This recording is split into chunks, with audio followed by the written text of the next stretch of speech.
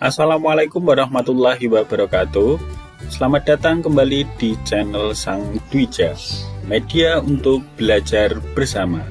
Pada video ini, kita akan membahas kelas 6 tema 7 kepemimpinan, subtema 2 pemimpin idolaku, pembelajaran 5. Sobat Dwija, pertunjukan tari terdiri atas beberapa unsur tari.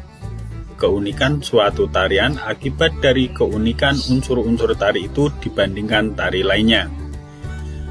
Apa sajakah unsur-unsur tari itu?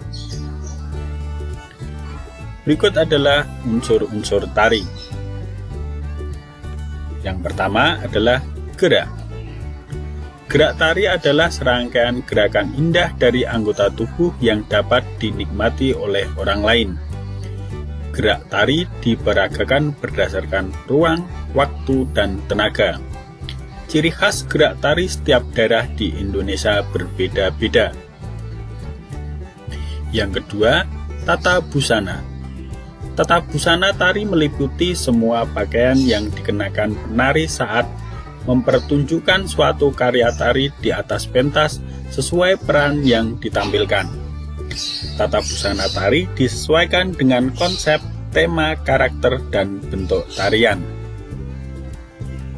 Unsur tari yang ketiga adalah tata rias. Dalam mempertunjukkan suatu tarian, penari harus merias wajahnya. Alat-alat rias yang digunakan meliputi bedak, lipstik, pensil alis, dan perona mata serta perona pipi. Tujuan rias wajah untuk mengubah tampilan wajah penari sesuai dengan jenis karakter tarian yang dibawakan. Unsur tari yang keempat adalah iringan tari.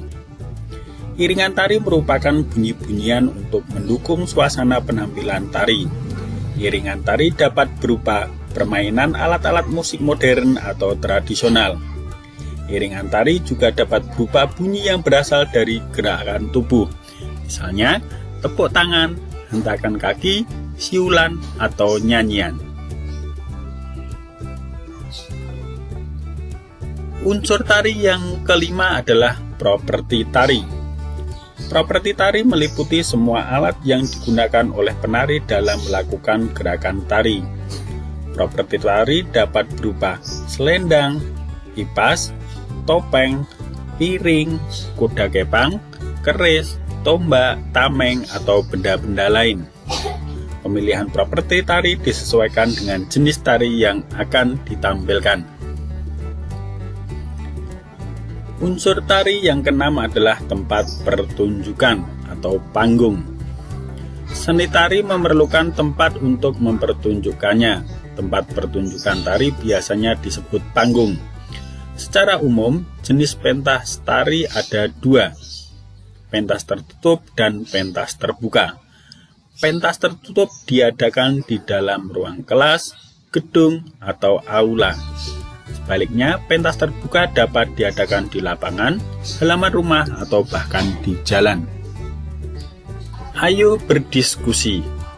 Semangat bermusyawarah untuk mufakat yang telah dilakukan oleh warga sekolah Sudin merupakan pencerminan dari pengamalan sila keempat Pancasila, yaitu kerakyatan yang dipimpin oleh hikmat kebijaksanaan dalam permusyawaratan perwakilan.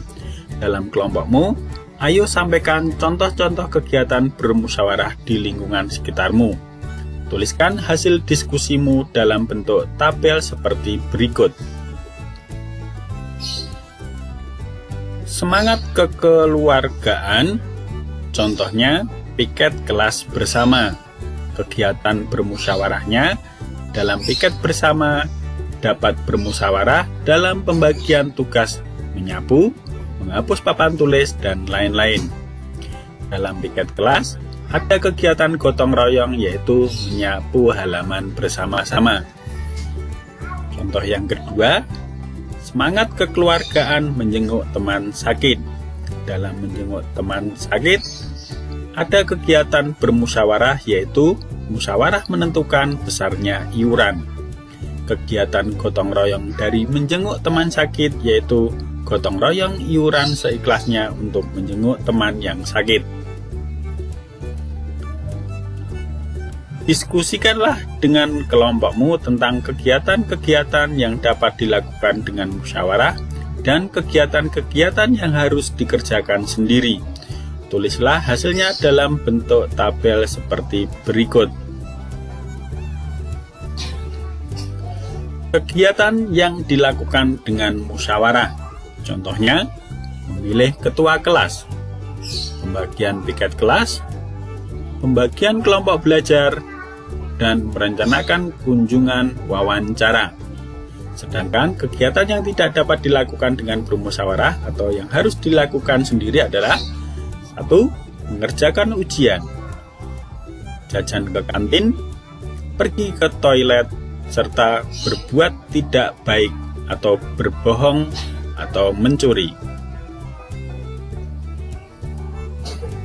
Ayo membaca kisah pemimpin idola pemimpin yang jujur.